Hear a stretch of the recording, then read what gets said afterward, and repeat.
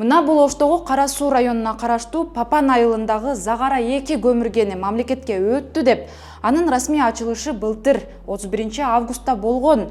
Бул объектти бийлик Кыргызстанда ишке берилип жаткан 100 ишкананын бири катары көрсөткөн. Ошондо инвестор табылып, $5 миллион акча салынарын энергетика министрлиги расмий билдирген. Бирок иш жүзүндө жеке менчик компания Загара 2ге жаңы жол салам деп 9000 куб метрден ашык мөңгүнү талкалады. Буга жол берген деген айып менен Кыргыз көмүр мамлекеттик ишканасынын түштүк филиалынын директору Муктарбек Жолдошов кармалып, убактылуу кармоочу жайга киргизилген. Мөңгүнү кайсы компания талкалады? Мунун экологиялык тобокелчилиги кандай? Жоопкерчилиги кимде? Аты жөнүм Асель Шамилова. Саламатсызбы? Кыргыз көмүр ишканасы Загара 2 көмүргенин спецтехника и аренда жоопкерчилиги чектелген коому менен келишим түзүп, иштетип жаткан. Ген менен байланыштырган техникалык жол куруу пландалып, инвестор болгон компания мөңгү менен кошо жайыт жерлердин бир бөлүгүн кертип, 6100 метр жол салганын УКМК аныктаган. Бул жолдун курулушун Жаратылыш ресурстар министрлиги текшерип, жол салынган жерге экологиялык экспертиза өткөрүлбөй, 9000 метр кубтан ашык мөңгү талкаланып, жер кыртышы бузулганы такталган. Жыйынтыгында инвестор компанияга 939.200 сом доо коюлуп, мындан сырткары 2100 метр жайыт жерди талкалаганы үчүн 3.645.000 сом айып салынган. Көк жалтаң муздун кертилип, жол салынганына анда жашаган тургундар дагы нааразы болуп келген. Алар Ак Буура дарыясынын башы ушул мөңгүлөрдөн башталарын айтып, эгер бул жол иштеп баштаса, мөңгүлөр тез эрип, Ош облусу суусуз калат деп тынчсызданышкан. Биз Кыргыз көмүр ишканасынын түштүк филиалынын жаңы кызматка келген жетекчиси Абдисаид Каримбековго байланыштык. Ал бизге жолду Кытай жарандары артында турган спецтехника и аренда жоопкерчилиги чектелген коому курганын билдирди. Азыр болсо, жана проектирование бүтүп, бирок экспертизадан өтө элек болчу экен бул жол. 26 километр жол экен жалпы.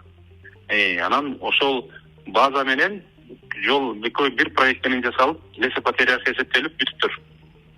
Мындан ары ошол проектти бекитип коебузбу, же болбосо бул жолду токтотуп эле башка альтернативный жол бар. Ошол жолду колдонобузбу? 2 жол бар экен, ал жакка алып барган, Мурдашынан барган деген. Анан кийин ушул 3-чү жолго эмне зарылчылык чыгып атат ошондо? Вот вопрос. Сиз алдыңызда 1 минут мурда мен берип атам. Мен таң калып атам. Ушуга эмнеге зарылчылык бар эле? Мындай болот да, бул негизги бул баягы месторождение иштегендечи. Ар ким объект өзүнө отдельный жол салгысы келет. Бирөөдүн общий для общего пользования дегендей жол болгону менен баягы ошо соседтер менен маселе болуп, ал менен баягы анча мынча келишпестик болгондо, биринчи мен жол сала алганмын, акча кетиргем деп тосуп алат болуш керек да. Мен оюмча ошондой. В принципе, Ошко чыга турган жол бар экен, Алайга чыга турган жол бар экен. Үчүнчү жолдун насколько зарылчылыгы бар эле деген суроо менде да турат да. Эми анда ошол азыр жол салган компаниянын жоопкерчилиги каралдыбы? Ошол каралып, ошолор төлөп атат да, тег 15 миллиондон артык акча төлөшүптүр. Эми ары карай Кыргыз көмүр ишканасы иштешеби бул компания менен? Бул компания менен бизде инвест соглашение турат буга чейин. Азыр бул карьер Ош областына единственный бизге жанагы арзан көмүр менен камыш кылып аткан көмүр болуп атат да. 6000 сомдон начар үй бүлөлөргө же муктаж эмелерге жеткирип берип турган карьер болуп атат бул көмүрчү. Демек бул карьер пока ушундай жагдай. Пока бизге көмүр берип атат Кыргыз көмүр мамлекеттин атына. Анан бул жол маселеси, бул мындайча айтканда, булар өздөрүнүн баягы перспективасы үчүн караган проект болчу экен. А так биз үчүн Ош шаарына таш үчүн альтернативный жол турат. Болгону жолду кыскартышкан. Экологик экспертиза боюнча пока өтө элек андан экспертизадан. Булар эмне эч кимдин уруксаты жок эле мындай андайга барышты? Мен үчүн ал караңгы вопрос да. Мурдагы жетекчи эмне деп жооп берди ушул боюнча? Мен билбейм ал позиция. Аларды тааныбайм, мен билбейм алардын позициясын. Ошол жетекчиңиздердин өз билемдиги болуп калган жокпу дейбиз да? Балким жеңичинен сүйлөшүү болду, ким билет. Мен антип ойлобойм. Мен просто бул балдарды мага иштеген жигиттерди тааныбайм. Алар менен мамилем деле жок. Биз экспертизанын жыйынтыгы жок эле жол куруп баштаган спецтехника и аренда компаниясынын өкүлүнө байланыштык. Жолду курганга сиздерге ким уруксат берди эле ака? Жолду биз ошол убакта мындай болуп атат. Биз минкультуралык заключенияны алып атабыз. Археологический изилдөөлөр боюнчачы, полный археологический изилдөөлөр боюнча минкультуралык заключениясын берип атат. Чокой немени лесопотеряны берип атат. Анан кийин бул проектти биз экологический экспертизага берип атабыз. Ошол экспертизадан экологический экспертизадан өткөрүлгөн, ошол биз проект менен экспертизадан өткөрүү максатта ушундай ошондо иш кылып, иштер даярдап аткан убакта тиги эме компаниядагы эме ошол участканын эмеси дорожник ошол 1-6 километрдей жолду салып берип атат. Ал кантип салып берип атат? Экологиялык экспертизанын жыйынтыгы жок салып берип атат ошондо. Компанияда эмне иш болуп атканын кандай бирин билбей эле, уруксаты жок эле ошондой. Бул кандай ошондо? Компаниянын өз билемдиги болуп калдыбы? Компаниянын өз билемдиги эмес, ал убакта жетекчиси Кытай тарапта болуп атат. Анан Ошол азыр убакта эч кандай иш кирген жери жок, жол токтоп турат. Качан экологик экспертизадан жолду мыйзамдуу колуна документациясын алгандан кийин гана жол болот деген эмеде турушат. Пока эч кандай иш болгон жери жок азыр. Азыр иш болгонуна кызыккан жокпуз. Биз азыр ошол ишти жасаганчакты мөңгүлөрдү талкалап салган турбайсыздарбы? Мен аны дагы кийин барып, соцсет чыккандан кийин барып, кыргызстан ишканасы менен кошуп барып көрүп атабыз аны. Спецтехника и аренда компаниясынын негиздөөчүсү Чанг Жушенг деген киши компаниянын ишмердүүлүгү катары курулуш унаалары менен жабдууларды ижарага алуу деп көрсөтүлгөн. Компания 2024-жылы 6,5 миллион сом салык төккөн. Бирок 2023 жылы төлөгөн салыгына салыштырсак кыйла аз. Тактап айтканда 1,216,519 сом төккөн.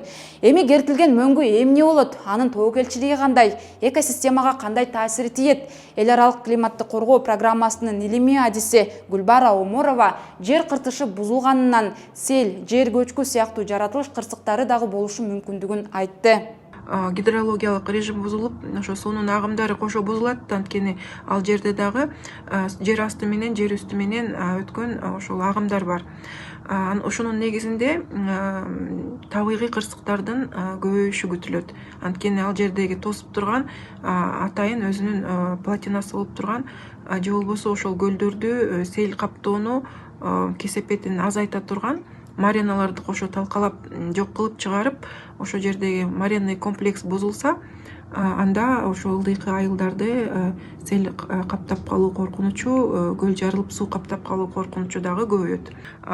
Келечекте ошол жердеги жашаган айылдар дыйканчылык менен алектенгендер суга суу негизи эле суунун азайышына дуушар болушат, анткени бул азыркы болгон окуя бүткүл мөңгү системасынын тез эрип кетүүсүнө алып келет. Анткени бир мөңгүнү барып кертип жок кылып, ал жердеги марена менен кошо талкалап салса, башка мөңгүлөр ошол жердеги илимий тил менен айтканда гидрологиялык режимдин өзгөрүшү, климаттын өзгөрүшүн биз адамдар антропогендик жол менен жасап атат да. Кыргызстанда 10 миңдей мөңгү бар. Өлкөдө Борбор Азиядагы суу ресурстарынын 45% жайгашкан. 2018 жылы окумуштуулар мөңгүлөрдүн каталогун түзүп, ага ылайык 70 жылда мөңгүлөрдүн аянты 16%га кыскарган. Былтыр 7 декабрда президент Садыр Жапаров мөңгүлөрдүн тез эришине дагы бир себеп бул учактардын көп учушу болуп жатат деп Фейсбуктагы барагына жазган. Жапаров суткасына дүйнө жүзү боюнча орточо 200 000 учак көтөрүлгөндө тонналаган уулуу калдыктарды чачып жатканын айткан. Ошентип ал дүйнө коомчулугун акчаны согуш, курал жаракка гана жумшай бербей, ушул каражаттарды климатты сактап калуу багытындагы долбоорлорго жумшоого чакырган. Мөңгүлөр минтип талкаланып же эрип азая берсе, бул кийинчерээк суу таңкыстыгы менен кошо эпидемиялык коркунучтарды алып келерин эксперттер эскертип келет. А сиз кандай ойлойсуз? Мөңгүлөрдү сактап калуу үчүн эмне кылуу керек? Комментарий жазыңыз.